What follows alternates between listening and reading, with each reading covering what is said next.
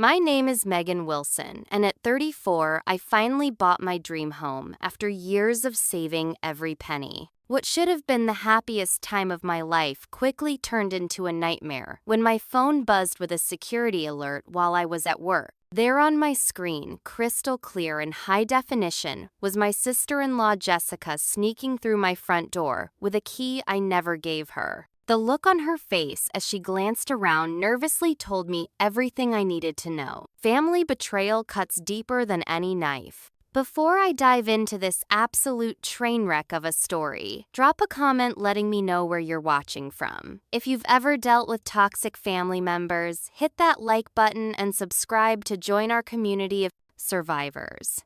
Trust me, you're going to want to stick around for how this all unravels. To understand why finding Jessica in my house felt like such a violation, you need to know our history. My brother Ryan married Jessica 8 years ago, and from day one, she sized me up as competition rather than family. At first, I tried to win her over, inviting her to lunch, including her in girls' nights, even asking her opinion on personal decisions. But I quickly realized nothing I did would ever be enough. If I got a new haircut, Jessica would show up to the next family dinner with the exact same style. When I mentioned taking cooking classes, suddenly Jessica was posting gourmet meals on Instagram every night. When I started training for a half marathon, Jessica announced she was doing a full marathon just 2 weeks later. The pattern was exhausting and transparent to everyone except my brother, who seemed oblivious to his wife's competitive nature. "She just really looks up to you," Ryan would say whenever I brought it up. "Can't you take it as a compliment?" But it wasn't flattering. It was unsettling. Jessica didn't just want to be like me. She wanted to be better than me, to one-up me at every turn. And the more she failed to outshine me, the more resentful she became. When I announced I'd finally saved enough for a down payment on a house, Jessica's face clouded over before she forced a smile. "Oh, how cute, a little starter home," she asked, though she and Ryan were still renting an apartment they could barely afford. "Actually, it's a 3-bedroom craftsman with a finished basement," I replied, trying not to sound defensive. "Well, we're looking at 5-bedroom new builds," she countered immediately. Ryan's expecting a huge promotion. He wasn't, and they weren't house hunting. I knew this because my brother had confided in me just a week earlier about their financial struggles and how Jessica's spending habits were putting them deeper into debt. The day I closed on my house was one of the proudest moments of my life. I'd worked 60-hour weeks for years, taken on freelance projects on weekends, and lived with roommates well into my 30s to save money. I'd sacrificed vacations, new clothes, and even dating to make this happen. This house represented not just a home, but my independence and determination. I invited the family over for a small housewarming gathering, expecting at least some congratulations. My parents brought a beautiful houseplant and seemed genuinely happy for me. But Jessica spent the entire evening pointing out flaws. "These kitchen cabinets are so dated," she remarked, while opening and closing them without permission. "The backyard is smaller than I expected," she commented, though it was nearly a 1/4 acre. "I guess this neighborhood is up and coming," she said, with emphasis on up and coming, as if I'd moved to a dangerous area, when in reality it was one of the most desirable zip codes in the city. Ryan just trailed behind her, occasionally shooting me apologetic glances, but never actually stepping in. The final straw came when Jessica cornered me in my new kitchen, while everyone else was in the living room. "It's so brave of you to buy a house alone," she said, her voice dripping with faux concern. "Aren't you worried about safety? A single woman living by herself, I could never." "I'll be fine," I assured her, though the neighborhood had experienced a few break-ins recently. That conversation was what prompted me to call ADT the very next day. The technician came out within 48 hours, installing sensors on all windows and doors, motion detectors in key areas, and cameras at the front door, back door, and overlooking the driveway. The system connected directly to my phone, allowing me to monitor everything remotely and receive instant notifications of any unusual activity. I was so busy with unpacking and settling in that I completely forgot to mention the new security system to my family. It wasn't intentional. It simply never came up in conversation. Looking back, that oversight would turn out to be the catalyst that exposed Jessica's true nature in ways I never could have imagined. 3 weeks after moving in, I was knee-deep in a presentation at Johnson & Bailey Advertising Agency, where I worked as a senior marketing strategist. It was a Tuesday afternoon, and I was presenting campaign concepts to our biggest client, a national restaurant chain. Just as I was clicking to the budget slide, my phone vibrated in my pocket with a distinctive pattern, 3 short buzzes that I'd set specifically for my ADT security alerts. I tried to ignore it, but seconds later, 3 more buzzes. Then 3 more. "Would you excuse me for just a moment?" I asked the room of executives, trying to maintain my professional composure while my heart began to race. Technical difficulty. "I'll be right back." In the hallway, I pulled out my phone and opened the security app. My stomach dropped. The alerts showed motion detection at my front door at 2:17 p.m., then inside my foyer at 2:18 p.m., and then movement in my home office at 2:19 p.m.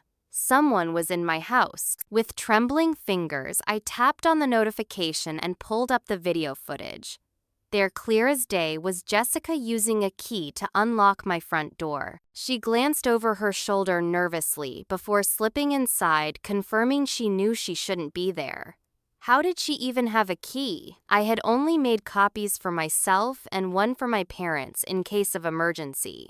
I continued watching in disbelief as the indoor motion sensors captured her moving through my house. She wasn't just casually visiting, she was systematically going through my things. In my home office, she began opening drawers, rifling through papers, and taking photos of documents with her phone. She pulled open my filing cabinet and began flipping through folders labeled financial work and personal. "What the hell?" I whispered to myself, drawing concerned glances from coworkers passing in the hallway. The footage continued.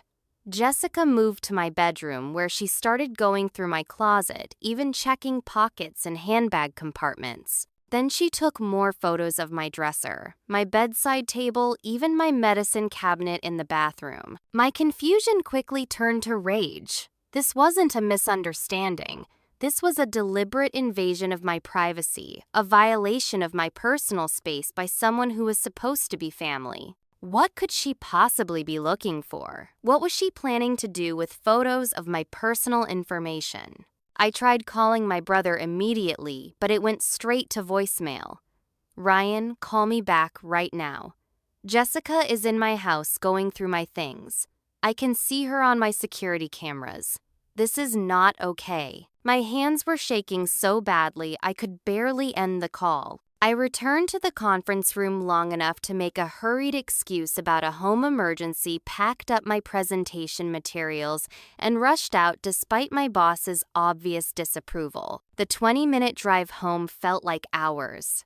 My mind raced with possibilities, each worse than the last. Was Jessica trying to steal from me? Was she looking for something specific? Was this part of some bizarre, jealousy-fueled plan to sabotage my life? Had she been in my house before when I wasn't home? I called Ryan twice more during the drive.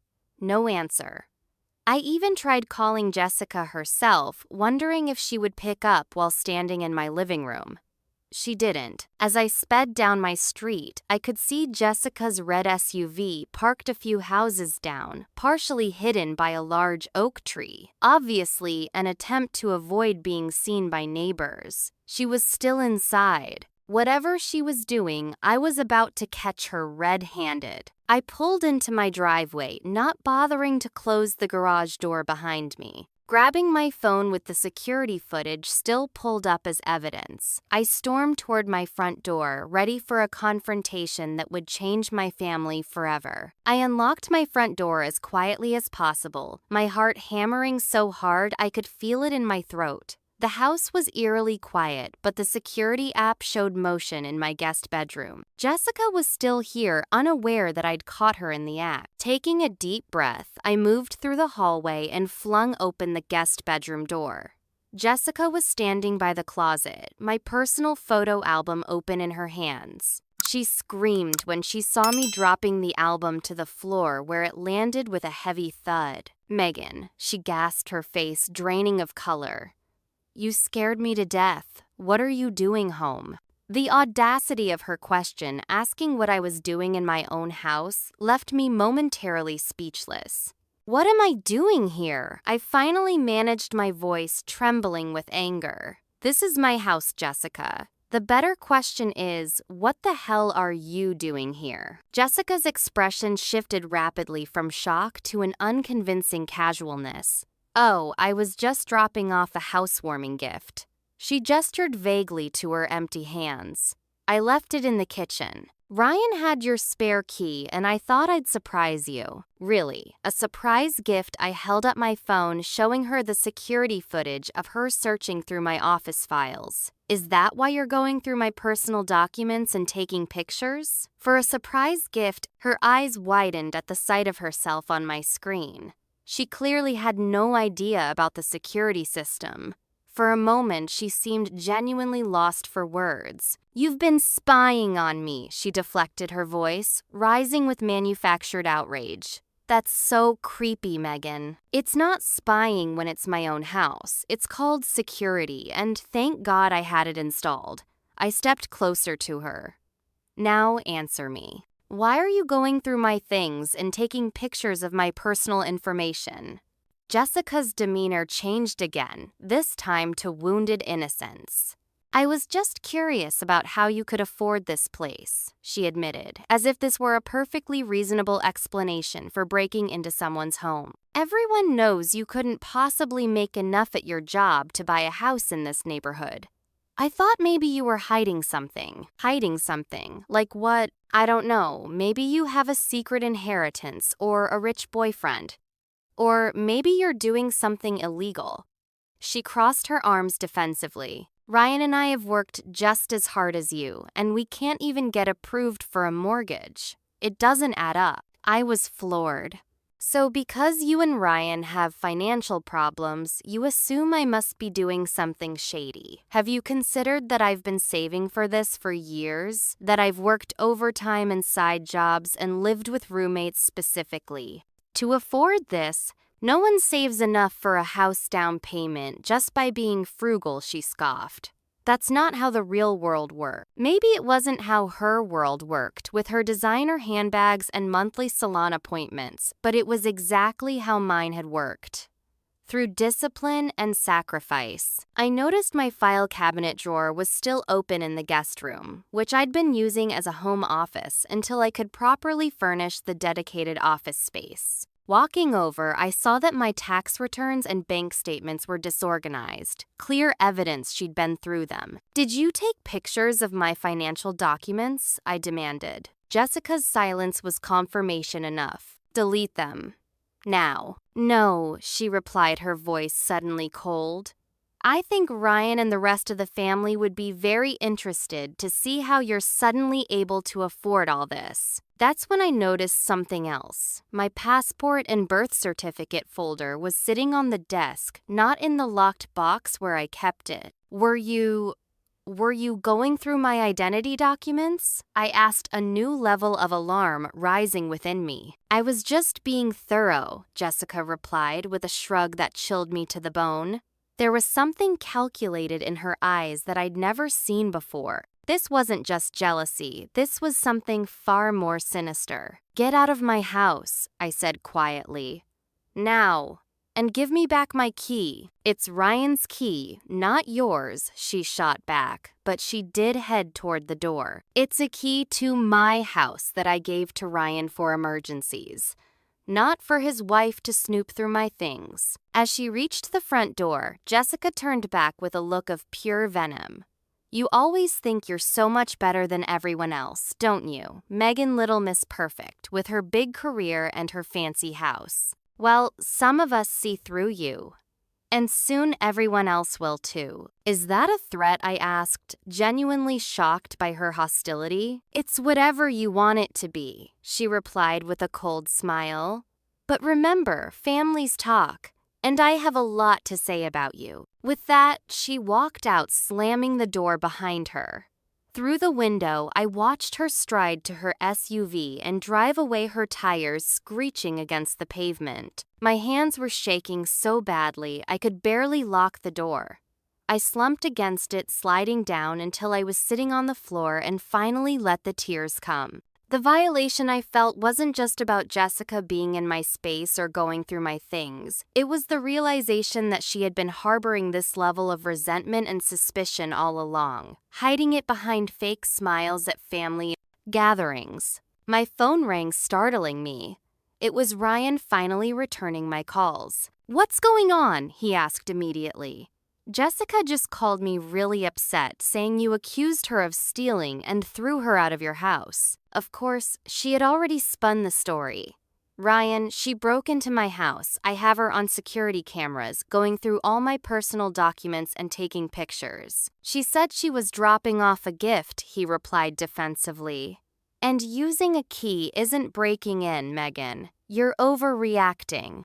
A gift? Did she mention what this supposed gift was? Or where she left it? Because I don't see anything here except my personal papers scattered everywhere. Look, Ryan sighed clearly, unwilling to consider that his wife was lying. "Jessica said, you've been acting weird and secretive ever since you bought this house. Maybe if you were more open about how you could suddenly afford it, people wouldn't have questions." I couldn't believe what I was hearing. "So you're saying it's my fault she invaded my privacy because I didn't provide financial statements to the family? Are you serious right now?" "That's not what I'm saying. I just think, no, Ryan. What she did was wrong. It was a violation of my trust and possibly illegal. I want my key back, and I want the photos she took deleted." "You're really going to make this a big thing?" he asked, sounding annoyed rather than concerned. Jessica was just looking out for the family. Looking out for, I stopped, unable to even finish the sentence. "I have to go. But this isn't over." I hung up before he could respond, feeling completely betrayed, not just by Jessica, but by my own brother. As I walked through my house, the home I had worked so hard for, it no longer felt like the safe haven I had dreamed of. Now it felt exposed, violated, and somehow tainted by Jessica's intrusion. Little did I know, this confrontation was just the beginning. Jessica's break-in wasn't a random act of jealousy. It was the first move in what would become an orchestrated campaign to destroy the life I'd built. The day after catching Jessica in my house, my phone exploded with notifications. I had been deliberately avoiding the family group chat, needing time to process what had happened. When I finally checked it, my stomach dropped. Jessica had launched a full-blown smear campaign against me. According to her messages, I was hiding serious financial secrets from the family, had installed creepy surveillance to spy on visitors, and had viciously attacked her for innocently dropping off a housewarming gift. She even included a photo of a small scratch on her arm, implying I had physically assaulted her during our confrontation. "I'm really worried about Megan," she wrote in one message. "This level of paranoia and aggression isn't normal. I think the pressure of the new house might be too much for her." What horrified me most wasn't Jessica's lies, it was my family's responses. My brother, Ryan. "She's been acting strange ever since she bought that house. Won't give straight answers about anything." My cousin, Sarah. "Now that you mention it, she was super vague when I asked about her mortgage." My Aunt Linda. "Maybe we should be concerned. Normal people don't install cameras inside their homes." Even my mother, who had always been my strongest supporter, "I've been worried too. She's been so secretive lately. It was as if Jessica had tapped into some underlying current of suspicion that I hadn't known existed. Within hours, my character had been completely assassinated in the eyes of my family. I tried defending myself, explaining about the security system and Jessica's invasion of privacy. I even offered to show them the footage. But Jessica had already poisoned the well. "See how defensive she's getting," she wrote. "Classic guilty behavior." By evening, I'd stopped responding altogether.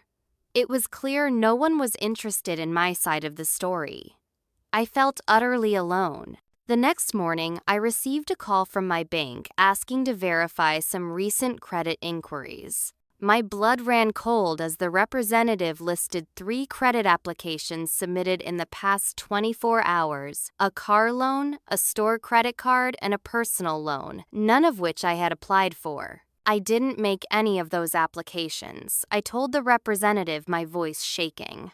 "My identity may have been stolen." After an hour on the phone, placing fraud alerts and credit freezes, I sat at my kitchen table stunned.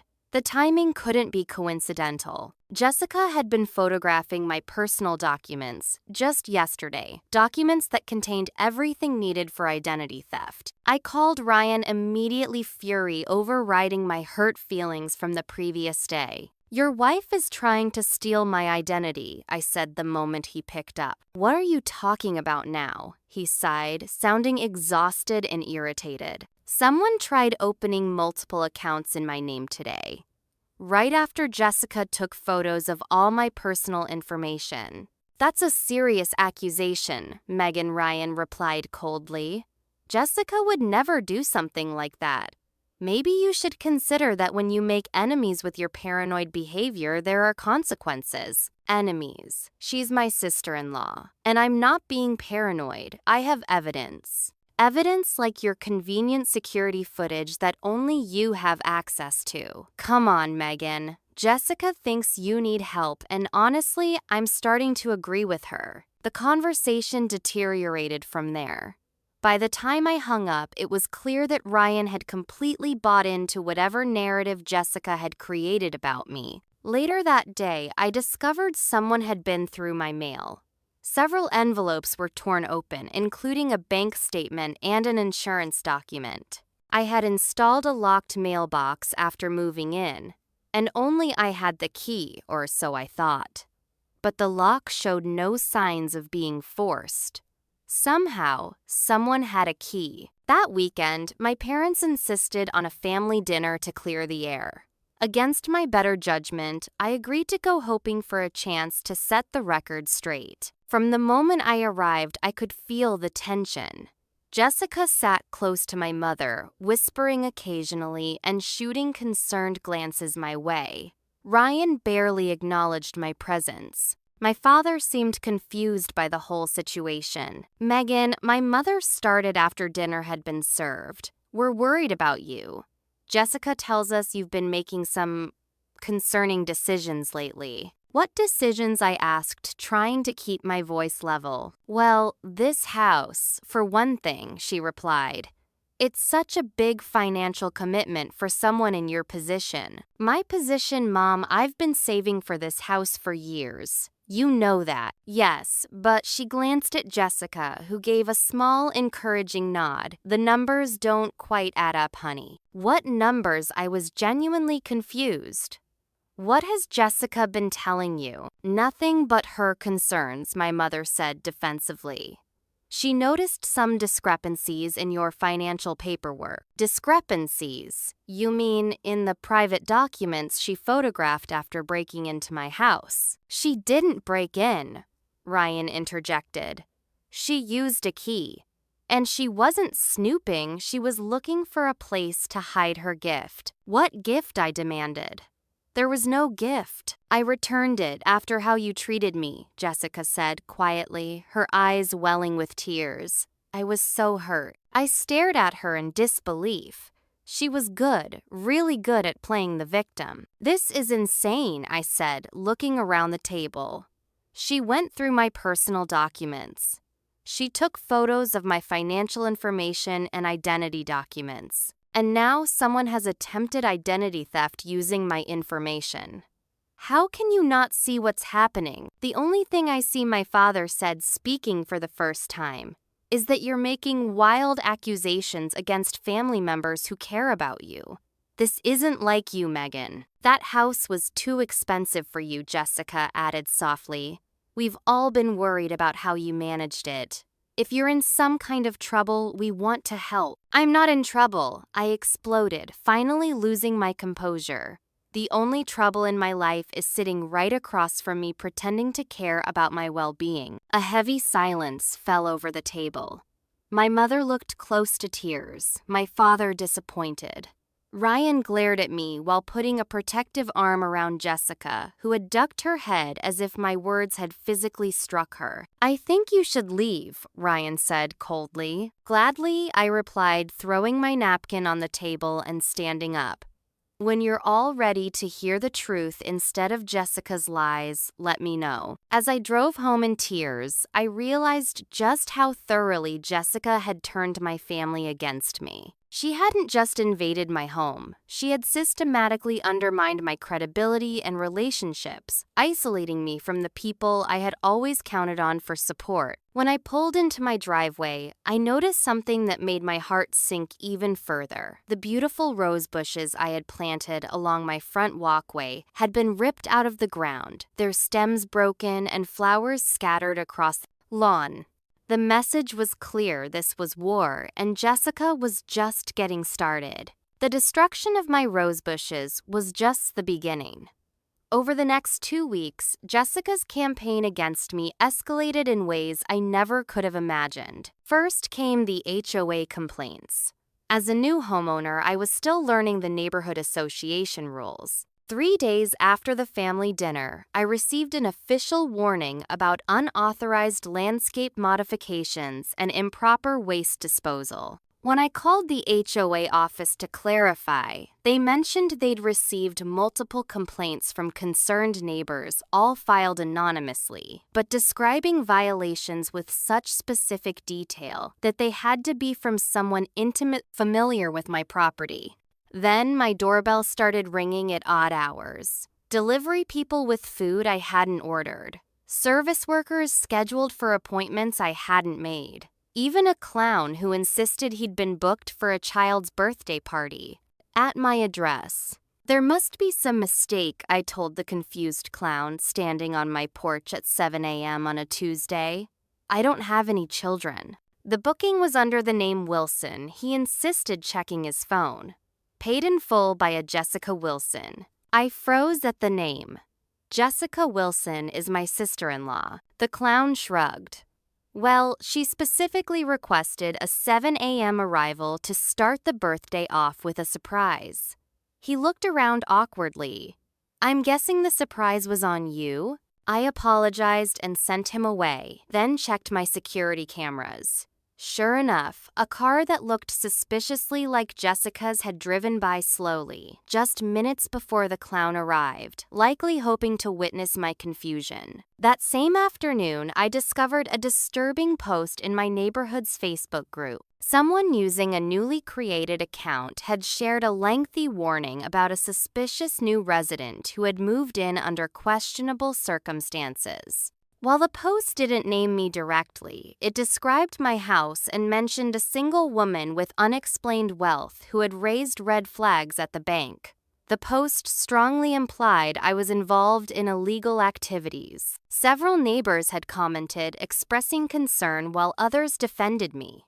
The post was eventually removed by moderators for violating community guidelines, but the damage was done. I noticed my neighbors had stopped waving when I collected my mail, and one woman actually crossed the street to avoid walking past my house. At work, things were deteriorating as well.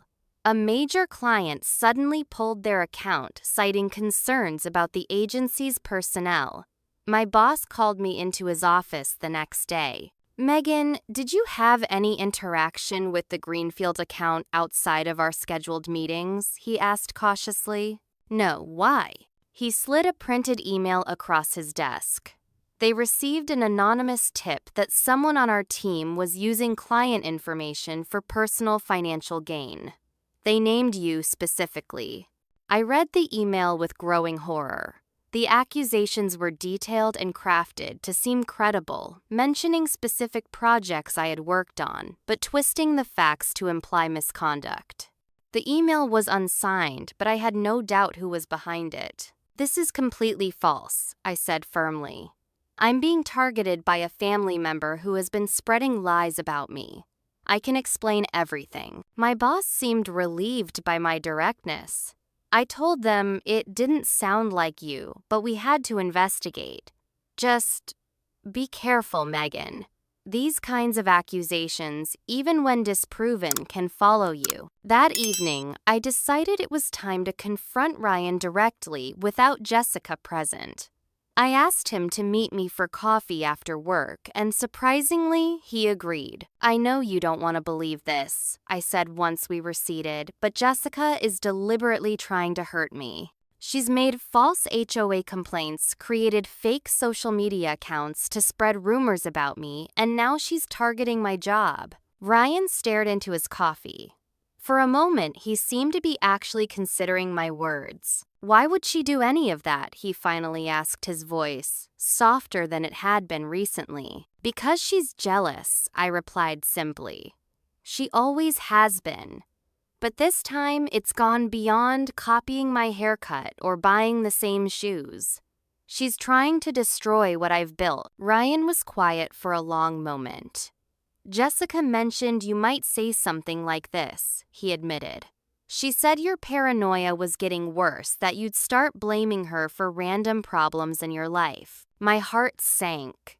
She had anticipated this conversation and preemptively discredited anything I might say. "Ryan, think about it. Who had access to my house? Who was caught going through my personal documents? Who has been trying to convince everyone I'm hiding something about my finances?" "She was worried about you," he insisted, but I could see a flicker of doubt in his eyes.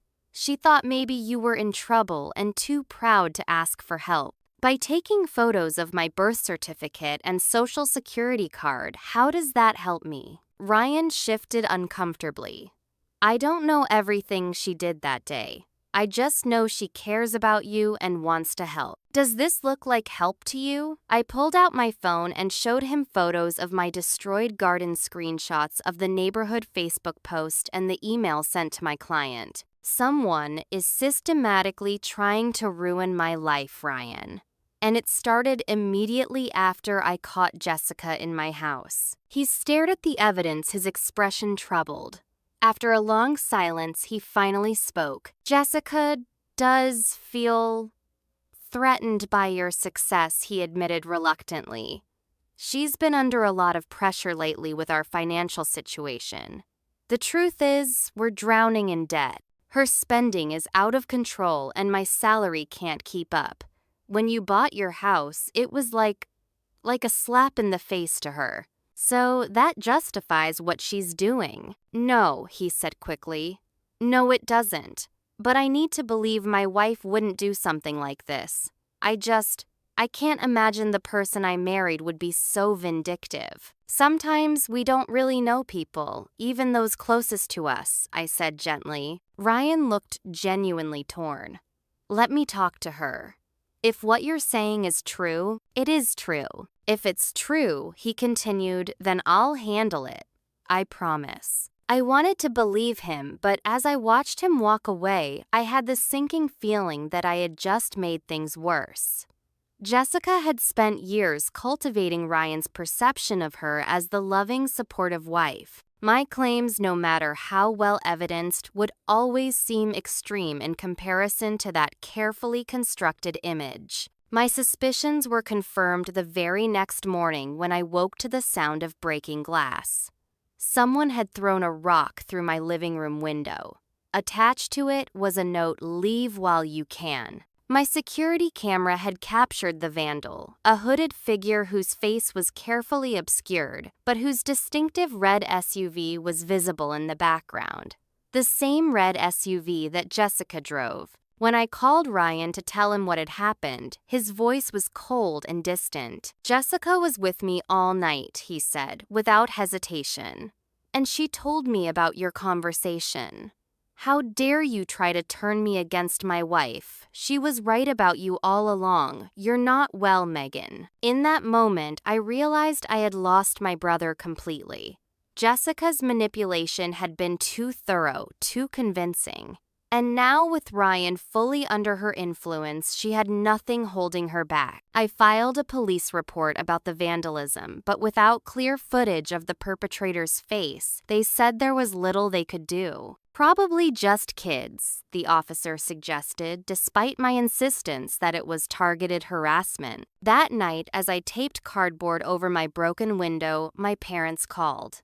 I answered hopefully, thinking perhaps they had come to their senses. "We think you should consider selling the house," my mother said without preamble. "It's causing too much stress." "Maybe it's too much responsibility right now." "The house isn't causing stress," I replied, fighting to keep my voice steady. "Jessica's harassment is causing stress." "Megan, enough," my father interrupted. "These accusations against Jessica need to stop. Either make peace with her or we'll have to reconsider your invitation to family gatherings until you get help." It was an ultimatum: choose between defending myself against Jessica's attacks or maintaining my relationship with my family. They were asking me to surrender to my abuser to keep the peace. "I'm sorry you feel that way," I said, my voice breaking. "But I won't apologize for telling the truth." After hanging up, I sat in my damaged living room and cried until I had no tears left. Jessica had won. She had successfully isolated me from my family, damaged my professional reputation, turned my neighbors against me, and violated the sanctuary of my home. For the first time since this all began, I seriously considered giving up, selling the house, moving away, starting over somewhere. Jessica couldn't reach me. Maybe that was the only way to escape her vendetta, but as I looked around at the home I'd worked so hard for, determination began to replace despair. This was my house, my life, and I would not let Jessica take it from me without a fight. I just had no idea how much worse things would get before they got better.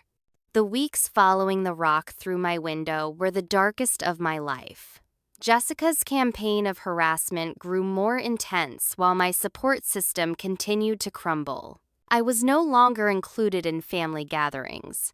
My brother stopped responding to my texts entirely. Friends who had heard rumors about my troubling behavior began to distance themselves, not wanting to get involved in what they perceived as a messy family drama. At work, I felt constantly watched and evaluated.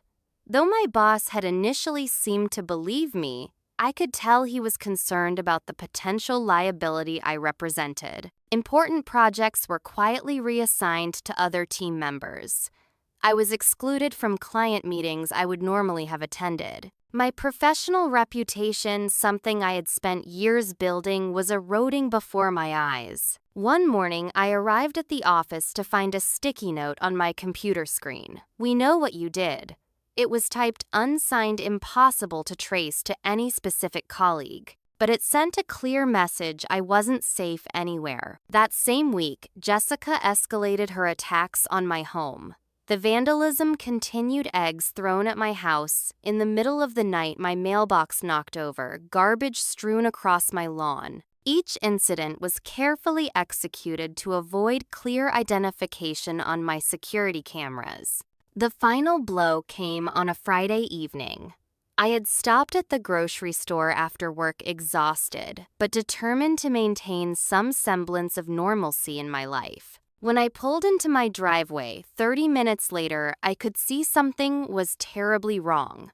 Red spray paint covered my front door and the brick facade of my house. In crude, dripping letters, someone had written, "Fraud lives here." I sat in my car, unable to move, staring at this public defacement of my home. Neighbors were already outside, taking photos, whispering among themselves. This wasn't just vandalism. It was public humiliation designed to brand me as an outsider, a criminal, someone to be shunned. My hands shook so badly I could barely dial 911. When the police finally arrived, they were the same officers who had responded to my previous reports. I could see the skepticism in their eyes as they surveyed the damage. "Do you have any idea who might have done this?" one officer asked, going through the motions. "Yes, my sister-in-law, Jessica Wilson," I replied, firmly showing them the pattern of harassment in my security footage. "The person in these videos is unidentifiable," the officer noted after reviewing the clips. "And spray paint vandalism is unfortunately common, without clear evidence linking a specific individual. This isn't random vandalism," I insisted. "This is targeted harassment that has been escalating for weeks." The officers exchanged glances that spoke volumes about what they thought of my claims. They took my statement and promised to look into it, but I knew nothing would come of their report. In the eyes of law enforcement, I was just another hysterical woman blaming family problems for random property crimes. After they left, I stood in my driveway, grocery bags still in the trunk, unable to bring myself to enter my defaced home. My neighbor Stephanie, whom I'd only spoken to a few times since moving in, approached cautiously. "Megan, are you okay?" she asked, genuine concern in her voice. I looked at her, this virtual stranger showing more compassion than my own family had in weeks, and something inside me broke. I started sobbing, deep body-shaking sobs that I couldn't control. Stephanie didn't ask questions. She simply helped me inside, put away my groceries, and made me a cup of tea while I tried to pull myself together. When I was finally able to speak coherently, the whole story poured out of me. Jessica's break-in, the escalating harassment, my family's betrayal. "I don't know what to do anymore," I admitted, feeling utterly defeated. "I can't prove it's her. I can't make my family believe me. I can't even protect my own home. Maybe I should just sell the house and move away." "That's exactly what she wants," Stephanie replied, her voice surprisingly firm. "She wants to drive you away because she can't stand that you've succeeded where she's failed. If you leave, she wins." "She's already won," I whispered. "I've lost my family. My professional reputation is in tatters. My neighbors think I'm a criminal. What else is there to fight for?" "Your dignity," Stephanie said simply. "Your right to the life you've built. And the truth." That night after Stephanie left, I sat in my kitchen until dawn, contemplating my options. The spray paint would cost thousands to remove. My insurance would cover it, but the claim would raise my premiums. Even if I could afford to keep fighting financially, the emotional toll was becoming unbearable. I was barely sleeping. I'd lost weight. I jumped at every sound, expecting another attack. The rational choice seemed obvious: cut my losses. Put the house on the market. Move somewhere far away where Jessica couldn't reach me. Start over. I actually went as far as calling a real estate agent the next morning. As I described my need to relocate quickly, I could hear the speculation in her voice. Another failed homeowner, probably underwater on her mortgage, looking for a quick escape. "We can list it as is," she suggested, "though you'll take a significant hit on the asking price with that exterior damage." Of course. Even in retreat, Jessica would ensure I suffered financial consequences. I was about to schedule a time for the agent to view the property when my phone buzzed with an email notification. It was from my boss asking me to come to the office immediately on a Saturday. With a sense of dread, I drove to the near-empty office building.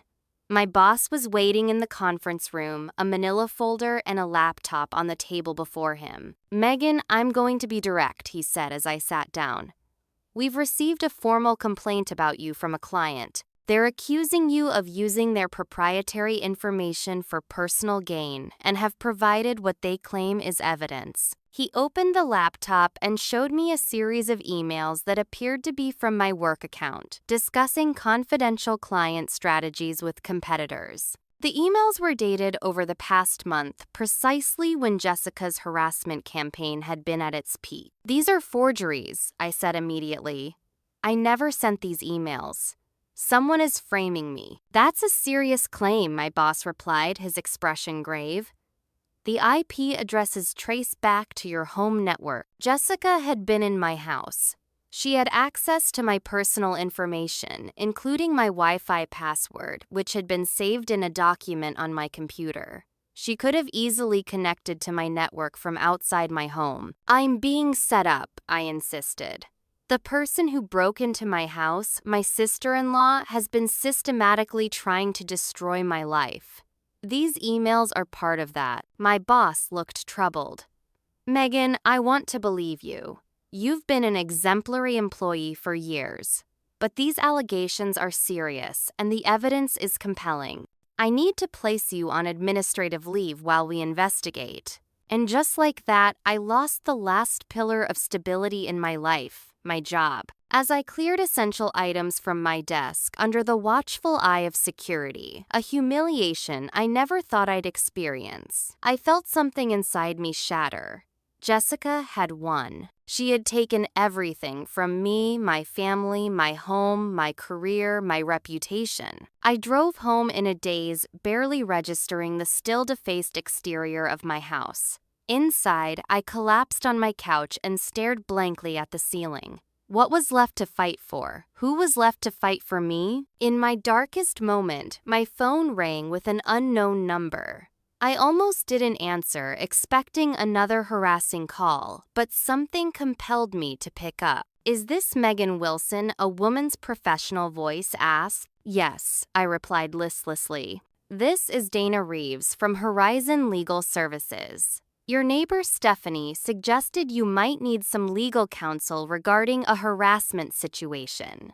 I'd like to offer you a free consultation to discuss your options. I sat up slowly, a tiny spark of hope flickering to life.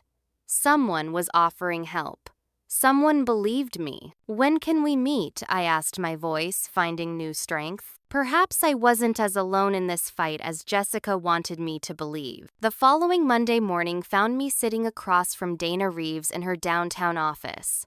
She was younger than I expected, maybe early 40s, with sharp eyes and a no-nonsense demeanor that immediately put me at ease. Stephanie gave me a brief overview of your situation, Dana said, after we'd exchanged pleasantries, but I'd like to hear the full story from you with as much detail as you can provide. For the next hour, I walked her through everything from Jessica's initial break-in to my suspension from work. I showed her my security footage, the police reports, the HOA complaints, screenshots of the social media posts, and photos of the vandalism. Dana took detailed notes occasionally, asking clarifying questions, but otherwise letting me talk without interruption.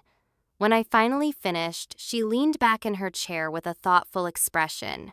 What you're describing is a clear pattern of harassment, defamation, and potentially identity theft, she said.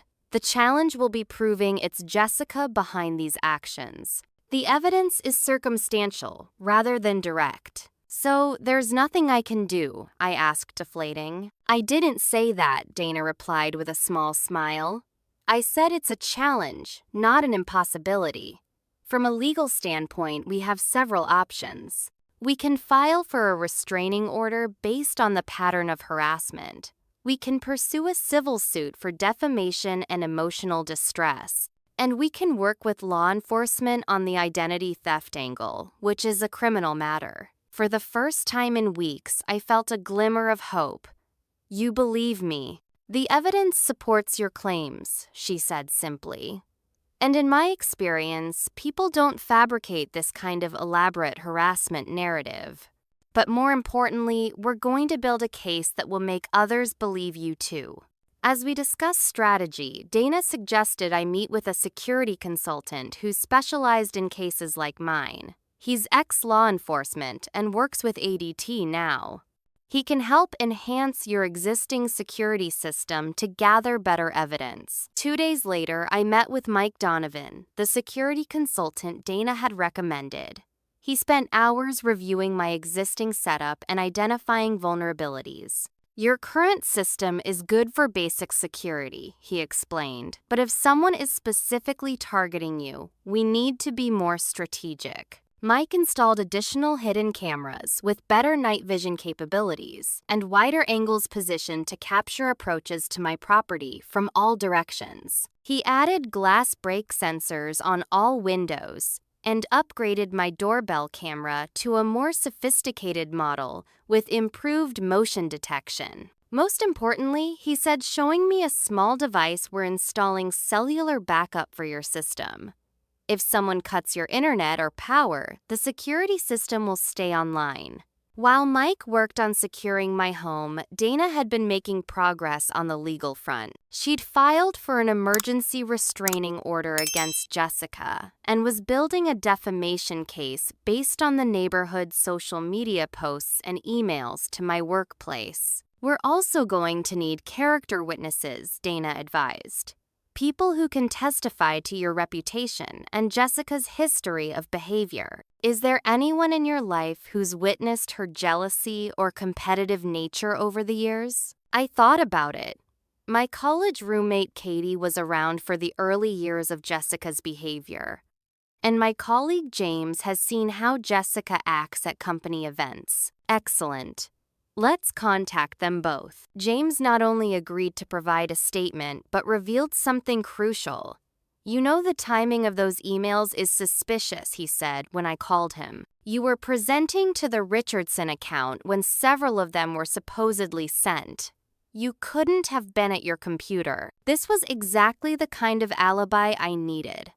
James promised to check meeting records and provide confirmation of my whereabouts during the times of the forged emails. Meanwhile, my neighbor Stephanie had been quietly investigating on her own.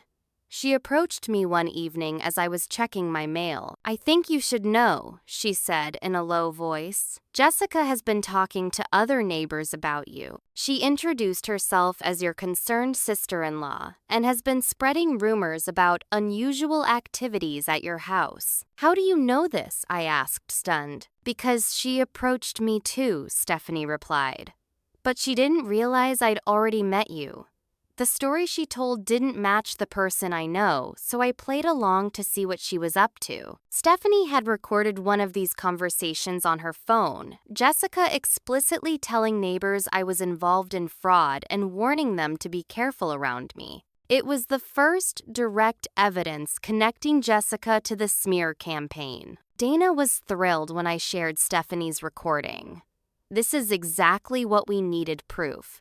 That Jessica is actively defaming you to third parties. Combined with the security footage of her car at the scene of the vandalism, we're building a solid case. While my legal team gathered evidence, I focused on protecting my financial and professional reputation. I worked with an identity theft specialist to place fraud alerts on all my accounts, change passwords, and monitor for suspicious activity. I documented everything, meticulously creating a timeline of incidents with supporting evidence. The ADT security consultant also helped me set up a data security system for my computer and phone installing programs that would track any unauthorized access attempts. If someone tries to log into your accounts or access your Wi-Fi network without authorization, we'll know about it, he assured me. One unexpected ally emerged in the form of my boss's executive assistant, Linda. She'd always been friendly to me, but had kept a professional distance. One afternoon, she called me from her personal phone. I shouldn't be doing this, she said nervously, but I think you're being set up. Those emails they showed you, the metadata doesn't look right. And I overheard your boss saying the client who made the complaint was contacted by a concerned family member before the emails were discovered. Linda couldn't provide copies of the evidence without risking her job, but her confirmation that Jessica had directly contacted my client was another piece of the puzzle falling into place. By the end of the week, I had assembled a small but dedicated team of allies. Dana was leading the legal strategy. Mike had transformed my home into a security fortress. James was working to clear my name professionally. Stephanie was gathering evidence from neighbors. and Linda was providing critical inside information about the workplace investigation. For the first time since Jessica had broken into my house, I felt like I wasn't fighting this battle alone. I still hadn't heard from my family, and the loss of their support continued to ache like an open wound. But I was beginning to understand that sometimes the allies you need aren't the ones you expect. "We're going to set a trap," Dana announced during our strategy meeting that Friday. "Jessica has established a pattern of harassment that's becoming increasingly bold. She thinks you're isolated and defenseless. We're going to use that confidence against her." The plan was simple but risky: make Jessica believe I was leaving town for a business conference, creating an opportunity for her to make another move against my property. In reality, I would be staying at Stephanie's house next door, monitoring my security system remotely, while Dana and a private investigator waited nearby to document any illegal activity. "Are you sure about this?" I asked, nervous about deliberately inviting another attack. "Sometimes you need to let the predator think their prey is vulnerable before they expose themselves," Dana replied. "We need indisputable evidence that connects Jessica directly to the harassment. This may be our best chance to get it." The trap was set. I packed luggage visibly, and my driveway set my social media status to indicate I was traveling, and even booked a hotel room I wouldn't use to create a digital trail. Then I slipped quietly into Stephanie's guest room, set up the security monitoring station, and waited. For 2 days, nothing happened. I began to wonder if our plan had failed, or if Jessica had somehow discovered the ruse. Then on the third night, at just after midnight, my phone buzzed with a security alert. Motion detected on the side entrance. I watched, heart pounding, as a familiar figure in dark clothing approached my house. This time, the enhanced security cameras captured every detail. Jessica's face clearly visible as she pulled a ski mask over her head, the can of spray paint in her hand, the key she used to access my side door. "We've got her," I whispered immediately, alerting Dana and the investigator who were parked down the street. What happened next would change everything. I watched in real time as Jessica entered my house, completely unaware that every move was being recorded in high definition from multiple angles. This time, there would be no claiming mistaken identity or coincidence. The evidence was crystal clear. Dana and the private investigator, a former police detective named Carlos, remained in their unmarked car down the street, documenting Jessica's arrival time and capturing photos of her vehicle. According to our plan, they would wait until she left the property before approaching, ensuring we had evidence of the complete crime. On my security app, I could see Jessica moving through my home systematically. Unlike her first break-in, which had been focused on gathering information, this visit appeared to be purely destructive. She emptied drawers onto the floor, pulled books from shelves, and dumped the contents of my refrigerator onto the kitchen tile. Each room she violated was captured in perfect clarity by the hidden cameras Mike had installed. But the most damning evidence came when Jessica reached my home office. There, she removed a small bottle from her pocket and began pouring liquid onto my desk, my computer, and my files. "Is that lighter fluid?" Stephanie whispered, watching over my shoulder. "Call 911, I said immediately, my blood turning cold. "She's going to set my house on fire." Stephanie grabbed her phone while I called Dana. "Jessica is attempting arson," I said urgently. "She's pouring accelerant in my office. You need to intervene now." Within minutes, police cruisers with flashing lights pulled up outside my house. Dana and Carlos approached from one direction while uniformed officers converged from another. I watched through the security cameras as Jessica, hearing the commotion, tried to flee through the back door, only to be met by 2 officers who had circled around. The look of shock on her face when they handcuffed her was something I'll never forget. For months, she had operated under the assumption that she could torment me with impunity. That moment of realization that she had been caught on camera committing serious crimes was the first true justice I'd felt since this nightmare began. I rushed back to my house, accompanied by Stephanie. By the time we arrived, Jessica was being placed in the back of a police car while officers secured the scene. Dana approached me immediately. "We got her," she said with grim satisfaction. "Caught red-handed, committing breaking and entering vandalism and attempted arson.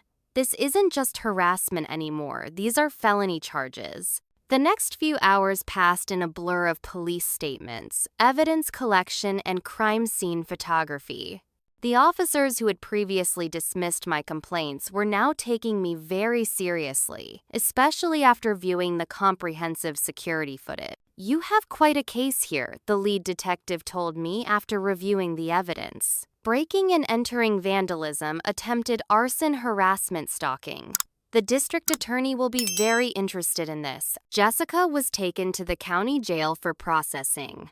According to Dana, who spoke with the arresting officers, she had maintained a stony silence after her initial capture, refusing to answer questions or explain her actions. As dawn broke, I sat on my front porch watching the crime scene technicians finally leave. My house was a disaster inside Jessica's destruction, had been thorough and vindictive, but the property was intact. Her arrest had come before she could light the accelerant she'd spread throughout my office. "What happens now?" I asked Dana, who had stayed by my side throughout the night. "Now we call your family," she replied. It's time they saw the truth. With trembling hands, I dialed my parents' number.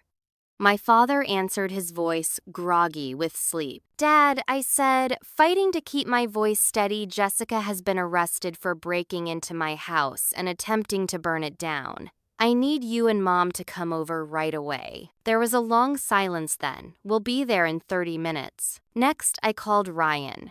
It went to voicemail twice before he finally answered. "What do you want, Megan?" he asked coldly. "Jessica was arrested at my house tonight," I said bluntly. "She broke in while she thought I was out of town and poured lighter fluid all over my office. The police have her in custody and there's video of everything. You need to come see this for yourself." His breathing changed shorter, faster. "This is some kind of mistake." "No mistake. Come see the evidence yourself." He arrived before my parents, looking haggard and disbelieving. When I showed him the security footage, Jessica clearly identifiable as she systematically vandalized my home and prepared to set it ablaze, the color drained from his face. "This can't be real," he whispered. "It's real," I confirmed. "And it's not just tonight. We have evidence connecting her to all of the harassment I've been experiencing. The identity theft attempts, the defamation, the vandalism, all of it." My parents arrived shortly after, their faces etched with confusion and concern. I led everyone into Stephanie's house, where I had set up a laptop to display the evidence we had gathered. For the next hour, I walked them through the entire nightmare, from Jessica's initial break-in through each escalating attack, culminating in the attempted arson. My mother began to cry as the reality of the situation sank in. My father sat in stunned silence. Ryan paced the room, alternating between disbelief and dawning horror. "Why?" he finally asked, his voice breaking. "Why would she do this?" "Because she couldn't stand that Megan had something she didn't," Stephanie said quietly from the doorway. "I saw it the first time I met her. The way she looked at this house, at Megan's success. She was consumed by it." "There's more," I said reluctantly, knowing this next part would devastate my brother. "We have evidence that Jessica has been committing financial fraud using your joint accounts." The financial specialist I'd consulted had discovered irregular transfers from Ryan and Jessica's joint accounts to a private account in Jessica's maiden name. Over the past year, she had been systematically siphoning money from their shared finances, while simultaneously maxing out credit cards in Ryan's name. "She's put you over $100 0 inches debt," I told my brother gently. "That's why she was so desperate to discredit me when I bought this house." My financial stability highlighted her deception. Ryan collapsed into a chair, his head in his hands. I trusted her completely, he whispered. I defended her to everyone. I chose her over my own sister. She manipulated all of us, my father said, finally finding his voice. She played on our concerns and twisted them to turn us against you. I'm so sorry, Megan. The apologies continued as dawn brightened into morning. My family, finally seeing the truth, expressed remorse for their role in my isolation. They had failed to believe me, had chosen Jessica's manipulative lies over my desperate pleas for help. The reconciliation was painful, but necessary, filled with tears and regrets on all sides. As they prepared to leave my father to consult with his attorney friend about Ryan's financial options, my mother to gather supplies to help clean my vandalized home, and Ryan to meet with Jessica's court-appointed attorney, I felt a complicated mixture of vindication and sadness. I never wanted to be right about this, I told Ryan as he headed for the door. I wanted to be wrong. I wanted Jessica to be the person you thought she was. He nodded, his eyes red-rimmed and hollow. I know. That's what makes you different from her. You never wanted to destroy anyone, even when they hurt you. As my family departed to face the fallout from Jessica's actions, Dana pulled me aside with news from the district attorney's office. They're charging Jessica with multiple felonies, she informed me. Breaking and entering, attempted arson, identity theft, criminal harassment, vandalism, and fraud. With the evidence we've provided, they're confident in their case. She's facing significant jail time. The news should have felt like victory. Instead, it felt like the exhausted relief that comes after a long illness. The danger had passed, but the recovery was just beginning. Later that day, as friends and family helped clean up the destruction Jessica had left behind, my boss called. I've reviewed the evidence your attorney sent over, he said without preamble. I owe you an apology, Megan. We should have investigated more thoroughly before placing you on leave. You were working with the information you had, I replied, too tired for resentment. We'd like you to come back. Your position is secure, and we'll be issuing a formal statement to clients clarifying that you were the victim of a criminal harassment campaign. One by one, the pieces of my life began to fall back into place. My professional reputation would be restored. My family had seen the truth and sought reconciliation. My home, though damaged, was still standing. And Jessica would face consequences for her actions. That evening, as the last of the helpers departed and I prepared to spend my first night back in my own home, Stephanie stopped by with a housewarming gift, a small potted plant to replace the rose bushes Jessica had destroyed. New beginnings, she said, handing it to me with a smile. You stood your ground, Megan. You didn't let her drive you away. Looking at my house battered, but still mine, I felt a sense of peace begin to replace the fear and isolation that had defined recent months. No, I agreed I didn't. And I never will. The journey of healing was just beginning, but for the first time in months, I could see the path forward clearly. The truth had finally come to light, and with it, the chance to rebuild what Jessica had tried so hard to destroy. 3 months after Jessica's arrest, I sat on my newly restored front porch watching the sunset paint the sky in shades of pink and gold. My garden had been replanted, the spray paint scrubbed from my brick facade, and new windows installed to replace those that had been broken. On the surface, my home looked much as it had before Jessica's campaign of destruction, but like me, it carried invisible scars beneath the restored exterior. The legal proceedings against Jessica had moved swiftly, bolstered by the mountain of evidence we had gathered. Faced with the prospect of a trial where her actions would be laid bare for public scrutiny, she had accepted a plea deal, 5 years in prison with eligibility for parole after 3, followed by 5 years of probation. She was also ordered to pay restitution for the damage to my property and undergo mandatory psychological evaluation and treatment. I attended her sentencing hearing not out of vindictiveness, but because I needed closure, needed to hear her admit to what she had done. When the judge asked if she had anything to say before sentencing, Jessica turned to face me directly for the first time since her arrest. "I'm not sorry," she said, her voice cold and clear in the hushed courtroom. "You had everything handed to you. You didn't deserve any of it." Her words, devoid of remorse or self-reflection, confirmed what I had slowly come to understand. Jessica's actions hadn't been a temporary lapse in judgment or a psychotic break.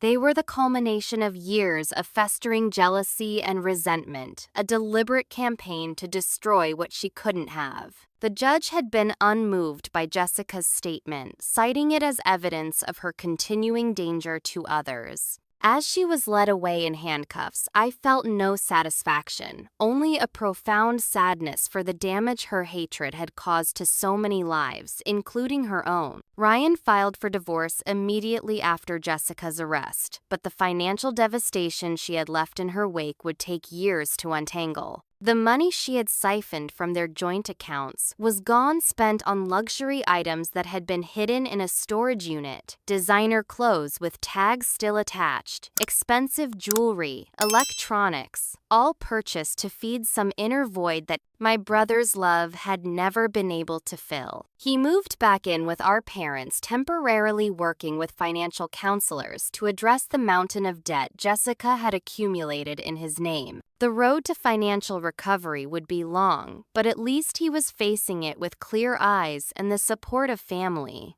My relationship with Ryan remained complicated. We were working on rebuilding trust, but the memory of his unwavering defense of Jessica, even as evidence of her crimes mounted, created a distance between us that would take time to bridge. "I should have believed you," he told me during one of our careful, tentative dinners together. "I keep thinking about all the signs I ignored, all the times I made excuses for her behavior. I was so desperate to believe I hadn't made a terrible mistake in marrying her that I couldn't see what was right in front of me." "We believe what we need to believe sometimes," I replied, thinking of how long I had clung to the hope that my family would eventually see the truth without irrefutable evidence. "The important thing is that you're seeing clearly now." My parents had their own journey of reconciliation to navigate. Their failure to believe me had cut deeply revealing fault lines in our relationship that I hadn't previously recognized. We thought we were protecting the family by keeping the peace my mother admitted during a tearful conversation. "We never imagined Jessica was capable of what she did." "That's the thing about manipulators," I replied. "They count on people's desire for harmony, their reluctance to believe the worst about others. She weaponized your good nature against me." Professionally, I had returned to work with my reputation not just restored, but enhanced. My boss had been true to his word, issuing a company-wide statement about the criminal campaign against me and assuring clients of my integrity. Colleagues who had distanced themselves during the investigation now approached with apologies and support. But the most profound changes weren't external. They were the shifts in my own understanding of myself and others. Before Jessica's harassment, I had defined my strength by my independence, by my ability to achieve goals through solitary determination. I had prided myself on not needing help. The experience of being systematically isolated and then saved through the intervention of others, some of them virtual strangers, had fundamentally changed my perspective on vulnerability and connection. Stephanie, who had started as a concerned neighbor, had become one of my closest friends. Dana had transitioned from my attorney to a trusted advisor and lunch companion. Mike, the security consultant, checked in regularly, not just about my system, but about my well-being. And James from work had become a valued ally, ensuring my professional reintegration was as smooth as possible. These relationships forged in crisis had a depth and authenticity that many of my older friendships lacked. There was something powerful about being seen at your most vulnerable and still being valued, not despite your struggles, but with full acknowledgement of them. As for my house, the beautiful craftsman I had worked so hard to afford, it had taken on new significance. It was no longer just a symbol of financial achievement or independence. It had become a battleground, and then a sanctuary, a space that had been violated and then reclaimed. The process of restoring it had mirrored my own journey of recovery. I had considered selling after the worst of the damage was repaired. The memories of violation were strong, and there were days when every corner seemed to hold an echo of Jessica's intrusion. But ultimately, I decided to stay. Leaving would have been another form of surrender to her campaign of terror. Instead, I focused on reclaiming the space as my own. I repainted every room, choosing colors that spoke of calm and renewal. I rearranged furniture, creating new pathways and perspectives. I installed a state-of-the-art security system that made Fort Knox look vulnerable. But I also planted flowers and hung wind chimes, because security without joy is just another kind of prison. The healing wasn't linear. There were nights I still woke in panic at the sound of wind rattling a window days. I checked my security app obsessively, moments I doubted every relationship in my life. Trauma leaves tracks that time can soften but never completely erase. But there were also moments of profound peace and unexpected joy. Hosting my first dinner party in the restored dining room. Watching fireflies from my front porch swing with Stephanie and her children. Finding the perfect reading nook in the bay window where sunshine poured in each morning. 6 months after Jessica's sentencing, I sat down at my computer and began writing my story, not for public consumption, but as part of my own healing process. The act of transforming chaotic experience into coherent narrative helped me process what had happened and recognize my own resilience in surviving it. As I wrote the final pages of my account, I realized the most important lesson I had learned: true strength isn't found in isolation or self-sufficiency. It exists in the courage to remain open, despite betrayal, to trust, despite deception, to rebuild, despite destruction. Jessica had tried to take everything from me, my home, my career, my relationships, my reputation, ultimately even my life when she attempted arson.